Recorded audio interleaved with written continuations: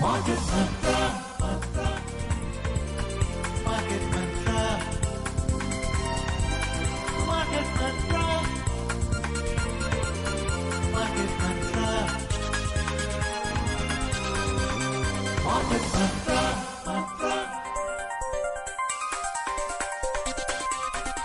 Market Mantra. Good evening, listeners, and welcome to today's edition of Market Mantra, the program in which we give you a comprehensive update on the economic and business news of the day.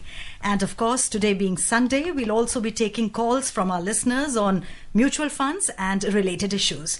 To connect with us, you may call us on our landline numbers 2331-4444, 2342-1050 and 2331-0464. Along with my co-anchor Subodh Mishra, I am Sarabjit Kaur. धन्यवाद सरबजीत और नमस्कार श्रोताओं। कारोबारी खबरों के साथ market मंत्र हाजिर है। आज रविवार है और हर रविवार की तरह आज भी हम म्यूचुअल फंड से जुड़े आपके सवालों के जवाब देंगे। सवाल पूछने के लिए आप इन नंबरों पर फोन कर सकते हैं 2331-4444, 2342-1050 और 2331-0464। दिल्ली से बाहर के श्रोता और मोबाइल फोन से कॉल करने वाले लोग पहले एसटीडी कोड 011 डायल करें। आज की खबरों पर चर्चा कर रहे हैं और श्रोताओं के सवालों के जवाब देने के लिए हमारे साथ स्टूडियो में है mutual funds expert Ashutosh Gupta. Ashutosh, market मंत्र में आपका स्वागत है। जी धन्यवाद। पहले हेडलाइंस के साथ Sarabjit Kaur. Yes, Subodh, right away.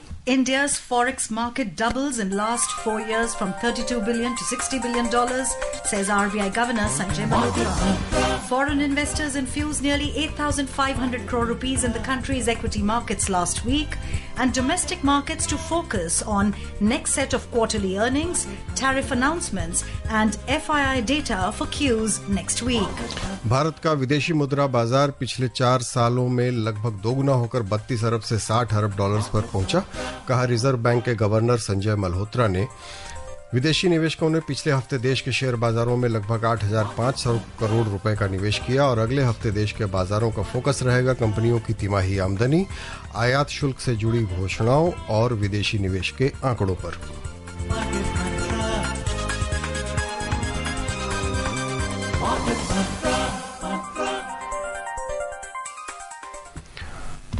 आइए पहली खबर पे नजर डालते हैं। रिजर्व बैंक के गवर्नर संजय मल्होत्रा ने कहा है कि देश का विदेशी मुद्रा बाजार पिछले 4 वर्षों में लगभग 2 गुना हो गया है।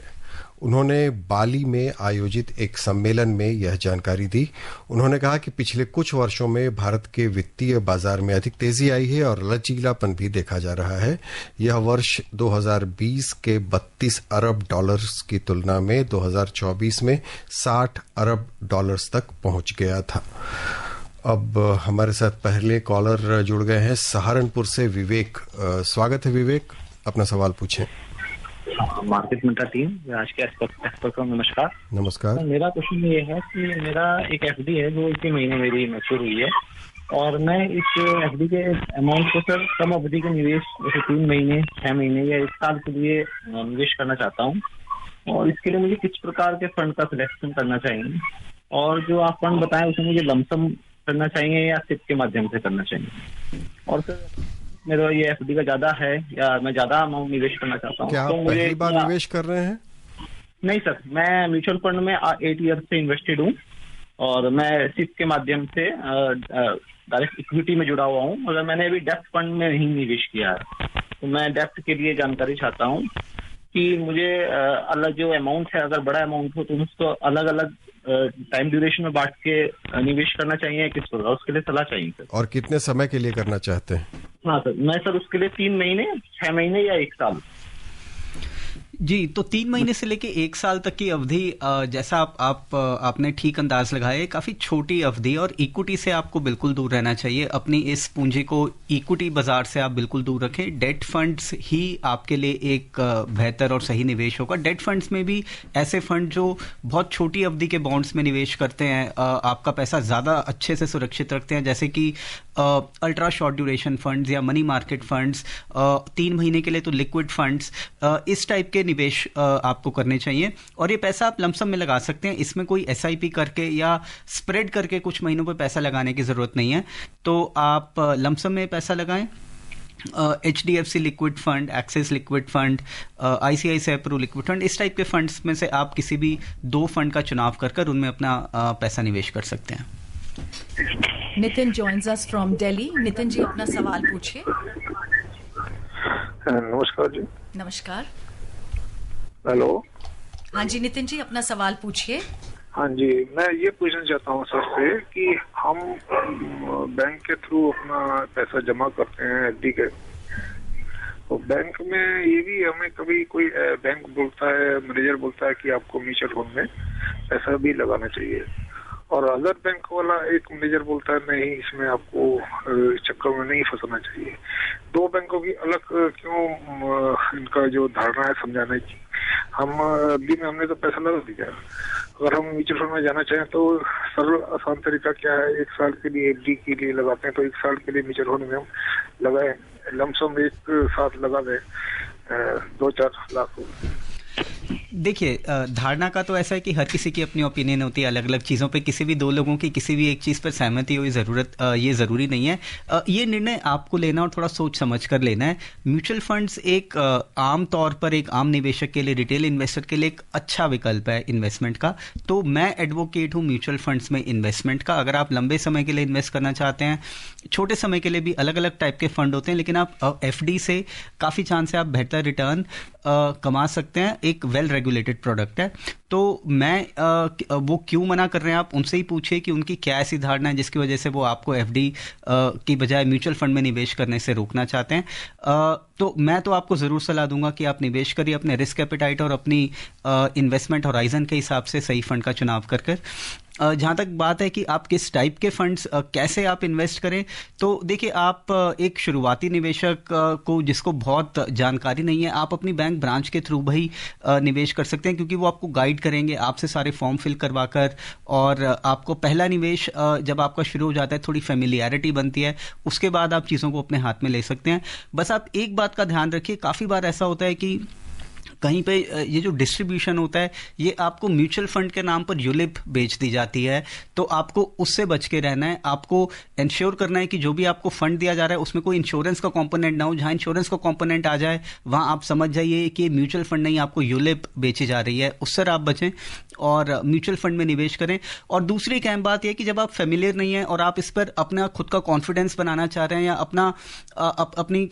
अपनी खुद की ओपिनियन बनाना चाह रहे हैं, आप छोटे अमाउंट से शुरू करें। आप एक साथ 5-10 लाख इन्वेस्ट करने के बारे में ना सोचें। आप म्यूचुअल फंड में एक बहुत ही छोटे 500 रुपये प्रति माह से भी शुरुआत कर सकते हैं, 1000 रुपये प्रति माह से भी शुरुआत कर सकते हैं।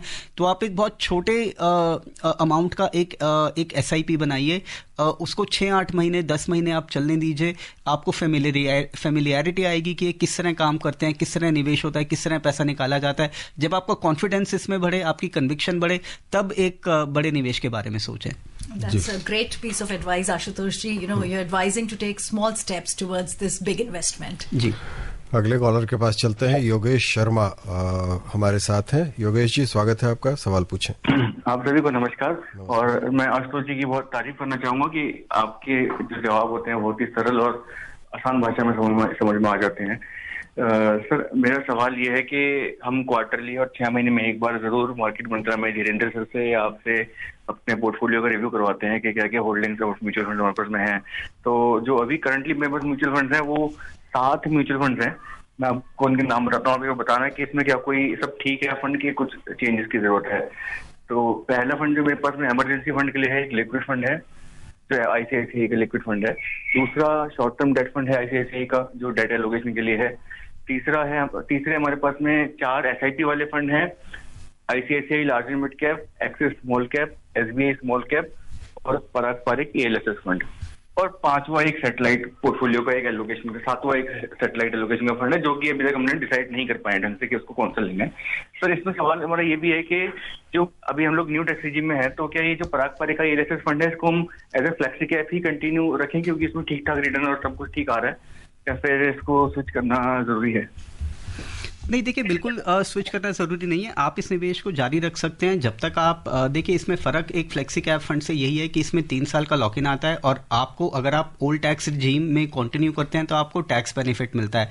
अदरवाइज अगर आपको बिना टैक्स बेनिफिट के भी ये फंड सक्षम है, बल्कि जो बहुत ही श्योर है कि उनको इस पैसे की ज़रूरत नहीं पड़ने वाली और वो 3 साल के लॉक इन से घबराते नहीं है, तो एक्चुअली में ELSS fund may not be a bad idea, क्योंकि इनमें देखिए पैसा कम आता है, इनफ्लो कम आता है। फंड मैनेजर को एक जो अमाउंट डिप्लॉय करना होता है, इन फंड्स का size generally main stream flexi cap fund से थोड़ा छोटा रहता है, तो उस वजह से इनमें फंड मैनेजर अपनी थॉट्स, अपनी स्ट्रेटजीज मेरे ओपिनियन में ज़्यादा कारगर तरीके से डिप्लॉय कर पाते हैं। इनमें से आउटफ्लो बहुत मैसिव तरीके से जनरली नहीं होता है किसी भी मार्केट कंडीशन में, क्योंकि पैसा कुछ ना कुछ पैसा हमेशा ही 3 साल की लॉक इन अवधि में रहता है, तो इनमें से बहुत मैसिव आउटफ्लो होने का चांस एक वन शॉट में कम होता है। तो ओवरऑल इनको मैनेज कर पाना फंड मैनेजर के लिए या अपनी इन्वेस्टमेंट स्ट्रैटेजीज को डिप्लॉय कर पाना, मेरा ख्याल वो ज़्यादा कारगर तरीके से कर पाते हैं।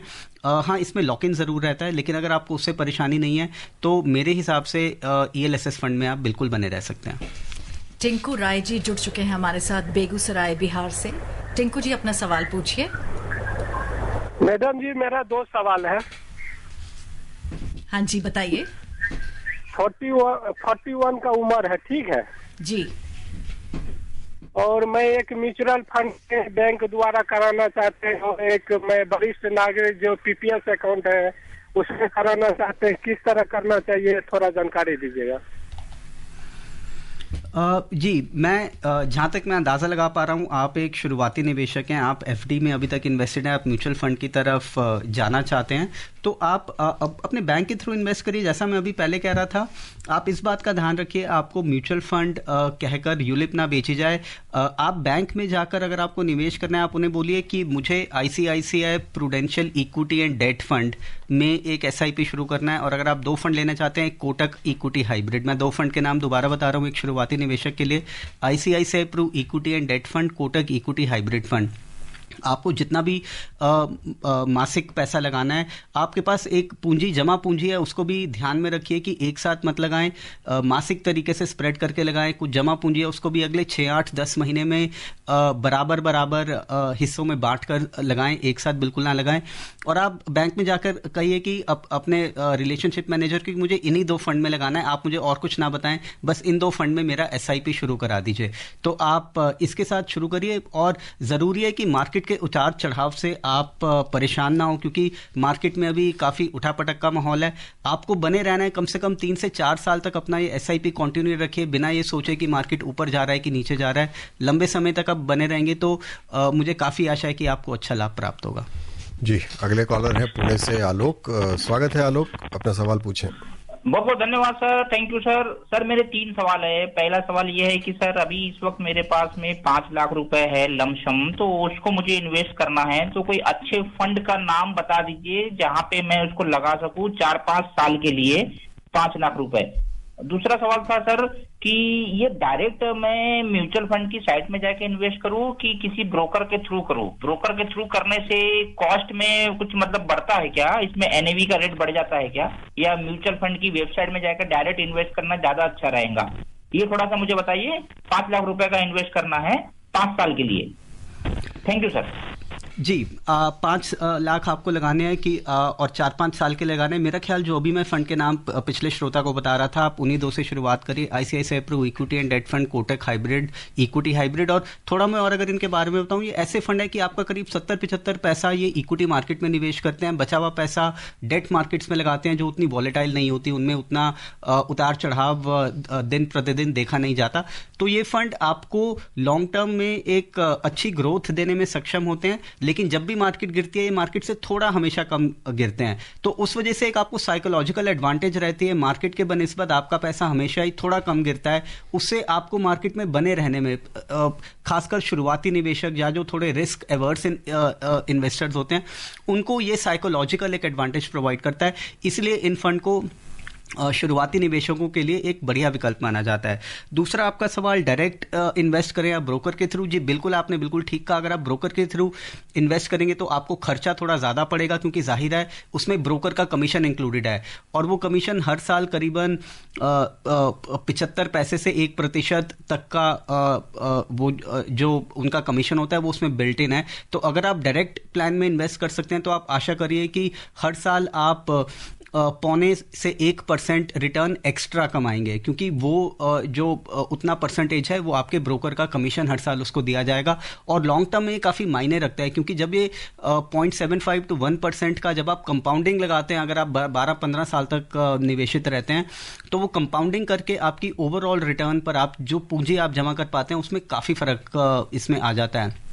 तो अगर आप डायरेक्ट इन्वेस्ट करने में सक्षम है किसी प्लेटफॉर्म के थ्रू या म्यूचुअल फंड कंपनीज की वेबसाइट पर जाकर डायरेक्ट आप इन्वेस्ट करने में सक्षम है, आपको कॉन्फिडेंस है, आप अपने आप एक डू इट योरसेल्फ इन्वेस्टर जैसे बोला जाता है, अगर आप वो हैं तो आप ज़रूर डायरेक्ट इन्वेस्ट करिए। लेकिन अगर आप फेमिलियर नहीं हैं और फेमिलियरिटी के अभाव में आप वो पहला कदम उठा नहीं पा रहे हैं और आप मतलब सिर्फ सोच रहे हैं कि वहाँ इन्वेस्ट करूँगा, साल 6 महीने साल निकलता चला जा रहा है और आप पहला कदम नहीं उठा पा रहे हैं जानकारी के अभाव में, तो बेहतर है कि आप चाहे ब्रोकर के थ्रू शुरुआत करिए, जब आप थोड़ा और कॉन्फिडेंस गेन करें तब अपने इन्वेस्टमेंट्स को डायरेक्ट में मूव करें।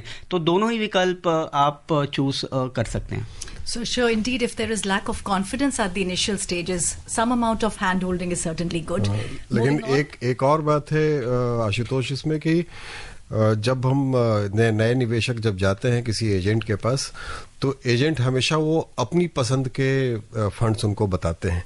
तो इनसे ये अनुरोध है कि जो फंड्स अभी आपने नाम लिए हैं, जो बताए हैं, ये उन पर अड़े रहें कि मुझे इसी में निवेश करना है। जी, ये काफ़ी अहम सवाल है। देखिए कि जब भी आप किसी डिस्ट्रीब्यूटर के पास जाते हैं, डिस्ट्रीब्यूटर भी अच्छे भी हैं जो आपको सही तरीके से गाइड करते हैं, लेकिन ये आपको उसका अपना इंटरेस्ट होता है। हाँ, लेकिन कोई अपने इंटरेस्ट को ऊपर रखते हैं, इन्वेस्टर के इंटरेस्ट को नीचे रखते हैं। तो देखिए, थोड़ा आप बिल्कुल ब्लाइंडली ट्रस्ट ना करें, आपको अपना सोचकर समझकर आप कोई भी और स्फेयर में जाते हैं, आप बड़ी जानकारी के साथ आप गाड़ी खरीदने जाते हैं, बहुत जांच पड़ताल करते हैं, रिसर्च करते हैं, तब आप खरीदते हैं।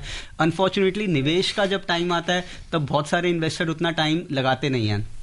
तो थोड़ा समझिए चीज़ों को, क्वेश्चन पूछिए, भांपिए कि कोई आपको कुछ रिकमेंड कर रहा है तो उसमें उसका क्या इंटरेस्ट हो सकता है, क्या वो आपके लिए उचित है, और फिर सोच समझकर निवेश करिए। तो थोड़ा उसमें टाइम ज़रूर दीजिए। और मैं बार बार कहता हूं कि यूलिप से बचिए, क्योंकि काफ़ी बार यूलिप बेचा जाता है म्यूचुअल फंड के नाम पर, ये ऐसा दिखाया जाता है कि ये म्यूचुअल फंड है, उससे आप ज़रूर बचें। Next caller from Bengaluru, Subroto ji, अपना सवाल पूछिए। Good evening to Market Mantra team. Good evening.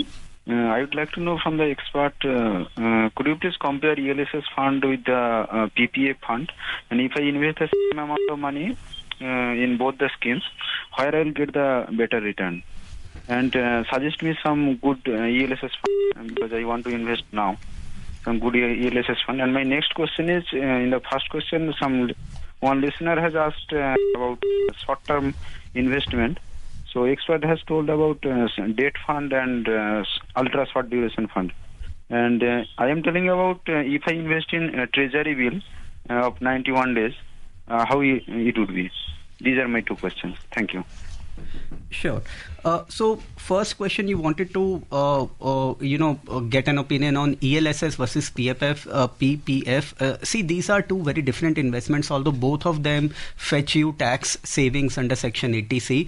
But both of them are very fundamentally different. PPF is an all debt assured return scheme versus ELSS, which is a purely market linked scheme. It invests all your money in equity markets, and therefore your money is subjected to ups and downs with the way markets move. So in PPF there is no risk. You can consider it as a risk free investment. It comes with a 15-year lock-in period, but in ELSS you take the market risk. It comes only with 3-year lock-in. But see, if you look at long term, if you look at a time horizon as long as 15 years, which is a time horizon of PPF, then it is generally seen that most of the ELSS funds handsomely beat PPF on returns in any 15-year period, despite all the ups and downs that come in between. So if PPF is offering about 7.1% return tax-free, most of the ELSS funds, historically have beaten that rate of return. So if you choose an ELSS fund and on hindsight, your choice turns out to be a poor one, even then there's a very, very high chance that you would still very comfortably earn better returns than PPF. So from that perspective, yes, for a long-term investment, ELSS has a far superior wealth creation potential. And I would recommend you to go for that, provided you can withstand the ups and downs. You won't lose your sleep if the markets were to fall 15-20%, and you are open to remaining invested for 5-7 years or more. जी एक और इन्होंने पूछा था कि वो 91 दिन के treasury bill में अगर हम कर दें अगर शॉर्ट टर्म की वजह yeah so yes that is also viable through RBI direct. I think that might be possible, but simply for the ease and what happens is that in a mutual fund setup there are two things which give you an advantage. Even with a very small investment of 5,000 10,000 rupees, you get a portfolio, a diversified portfolio of 25 30 40 bonds or even more. So if you are going to invest on your own, you can buy one or two bonds, but in a mutual fund you get an entire portfolio with a very small amount. So by design you remain very well diversified. That's one.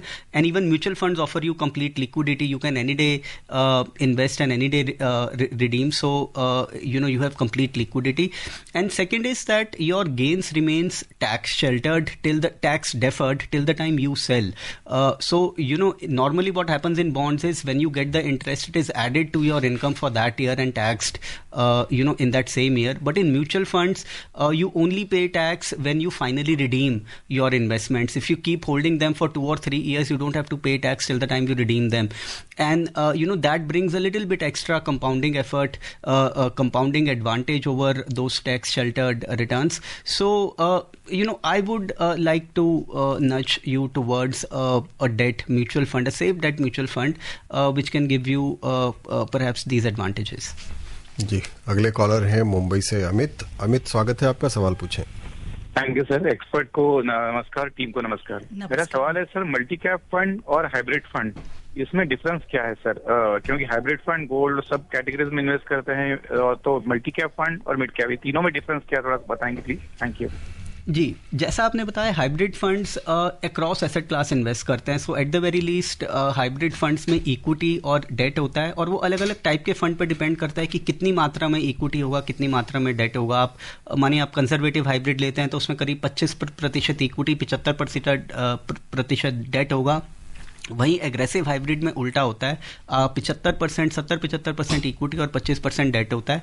एक multi asset allocation funds होते हैं जिनमें equity और date के अलावा gold या silver भी added रहता है। तो हाइब्रिड फंड्स की कुछ वैरायटीज हैं जिसमें आपको डिफरेंट एसेट क्लासेस का एक कॉम्बिनेशन मिलता है।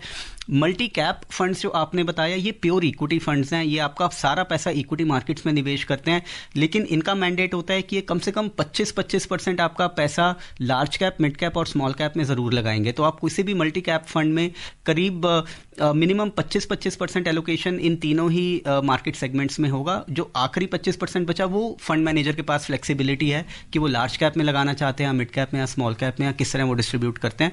तो आपको मल्टी कैप फंड में प्योर इक्विटी एक्सपोजर मिलता है, लेकिन एक मार्केट वाइड एक्सपोजर मिलता है एक ही फंड में। तो ये एक मेन डिफरेंस है। बाकी इक्विटी में भी डिफरेंट टाइप के फंड्स हैं। आपने जैसे मिड कैप फंड बोला, बाय डिजाइन, आप बाय डेफिनेशन, बाय नेम, वो फंड्स आपका मैक्सिमम सारा पैसा मिड कैप सेगमेंट में लगाते हैं। Small cap fund small cap में लगाते हैं। Multi cap fund across market लगाते हैं। औरंगाबाद से प्रकाश जी जुड़ चुके हैं। प्रकाश जी, अपना सवाल पूछिए। हेलो, नमस्ते।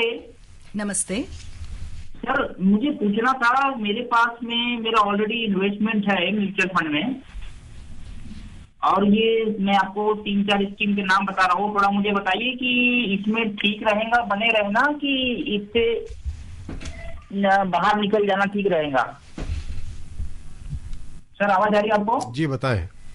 जी सर, देखिए नाम बताता हूँ मैं आपको म्यूचुअल फंड स्कीम के। Motilal Oswal large and mid cap fund growth, इसमें जो इन्वेस्टमेंट किया था सर, अभी तक वो माइनस में चल रहा है, अच्छा खासा माइनस चल रहा है, 12% करीब। तो Motilal Oswal large and mid cap fund, दूसरा है HSBC स्मॉल कैप फंड, और एक है DSP इंडिया टाइगर फंड, तो ये, और एक white Oak Capital multi cap fund. तो ये 4 स्कीम है सर, इसमें मैंने कुछ पैसा इन्वेस्टमेंट किया है, बट वो क्या है, माइनस में चला जा रहा है, और अच्छा खासा माइनस है, 10-12% माइनस में चल रहा है। जबकि अभी एक और फंड मेरा इन्वेस्टमेंट है, उसमें प्लस में आ गया, वो है मिराई एसेट वाला फंड एक है, उसमें प्लस में आ चुका है। बाकी ये अभी तक माइनस में चल रहे हैं और 10-12% माइनस में है। ये कितने समय से आप निवेशित हैं? Mid cap fund, HSBC small cap fund, DSP India Tiger fund और White Oak Capital multi cap fund. ये कितने समय से निवेशित हैं आप बताइए इसमें? सर कि इसमें बने रहना ठीक है कि इससे निकल जाना, बाहर निकल करके किसी दूसरे में लगाना ठीक रहेगा?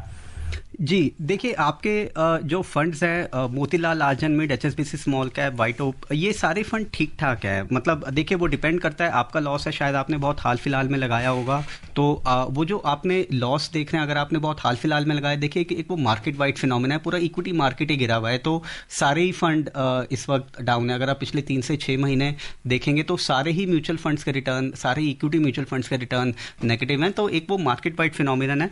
लेकिन अगर आप मोतीलाल लार्जन मिड की मैं बात करूं तो पिछला 1 साल अदरवाइज फंड के लिए काफ़ी बढ़िया रहा है। टॉप 5 फंड्स में अपनी कैटेगरी में वो आता है। इसी तरह व्हाइट ओक मल्टी कैप थोड़ा नया फंड है, लेकिन उसने काफ़ी बढ़िया से परफॉर्म किया है पिछले 1 साल में, वो भी टॉप 5 में आता है अपनी मल्टी कैप कैटेगरी में। तो ये निवेश आपके बुरे नहीं है, आपको थोड़ा धैर्य रखना पड़ेगा। मार्केट जैसे बताया कि आपको लंबे समय के लिए अगर आप टिके रहेंगे तो आपको शायद लाभ जरूर होगा, लेकिन अभी ऐसा कुछ इन फंड्स में नहीं है कि आप बेचें। हाँ, DSP टाइगर एक ऐसा फंड है जो थोड़ा उसका इन्वेस्टमेंट मैंडेट नैरो है, ये एक इंफ्रास्ट्रक्चर रिलेटेड कंपनीज में इन्वेस्ट करने वाला फंड है। तो इस टाइप के फंड्स आमतौर पर देखा जाता है कि जिस भी सेक्टर या थीम में ये इन्वेस्ट करते हैं, जब वो चलता है तो वो ये बहुत बढ़िया रिटर्न देते हैं, लेकिन जब वो सेक्टर या थीम अंडर परफॉर्म करता है तो ये काफ़ी निराशाजनक भी हो सकते हैं। तो आप हमेशा ये एक्सपेक्ट करिए कि ये फंड शायद बाकी से ज़्यादा वॉलेटाइल रहेगा, लेकिन आपको, अगर आप उस वॉलेटिलिटी को एक्सेप्ट करने के लिए तैयार हैं, वो जो थोड़ा एडिशनल रिस्क इन फंड्स के साथ आता है, DSP टाइगर जैसे फंड के साथ, अगर आप उसको एक्सेप्ट करने के लिए तैयार हैं तो आप इसमें भी बने रह सकते हैं। आप इनको लंबे समय का निवेश मानकर चलिए और इनमें बने रहिए। जी, अगली खबर पर नजर डालते हैं। विदेशी निवेशकों ने पिछले हफ्ते देश के शेयर बाजारों में लगभग 8,500 करोड़ रुपए का निवेश किया। इससे पहले कुछ समय तक उन्होंने शेयर बाजार पर बिकवाली का दबाव बनाया हुआ था। भारतीय बाजार के प्रति निवेशकों का आत्मविश्वास बढ़ा है। साथ ही अर्थव्यवस्था के मजबूत होने, अमेरिकी डॉलर के कमजोर होने और वैश्विक व्यापार में चल रही उथल पुथल से कुछ हद तक सुरक्षित रहने के कारण भी विदेशी निवेशकों का भारतीय बाजार पर भरोसा बढ़ा है। ताज़ा आंकड़ों के मुताबिक बीते हफ्ते के 3 कारोबारी दिनों में से 2 में विदेशी निवेशकों ने कुल मिलाकर 10,824 करोड़ रुपए का निवेश किया, जबकि एक दिन यानी 15 अप्रैल को 2,352 करोड़ रुपए निकाल लिए।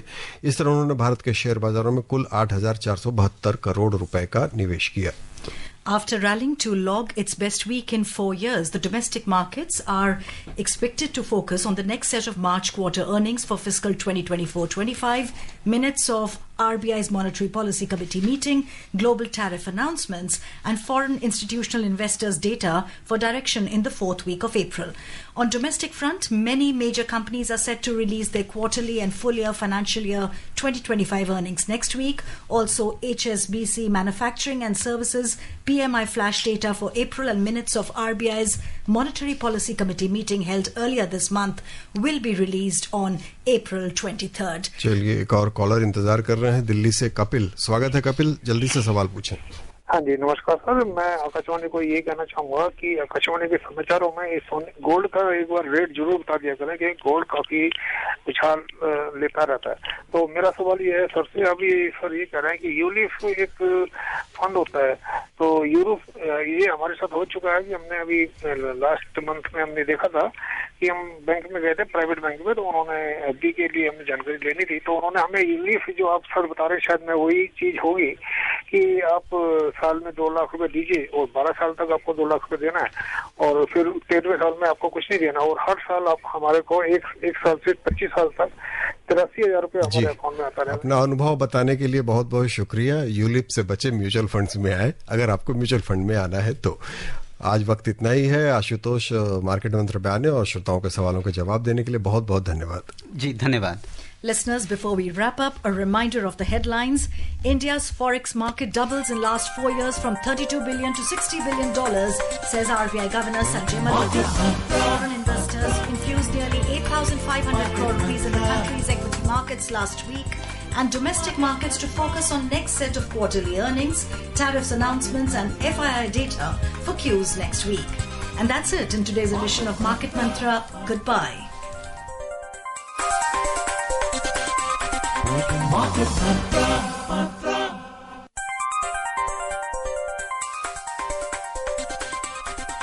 Market Mantra.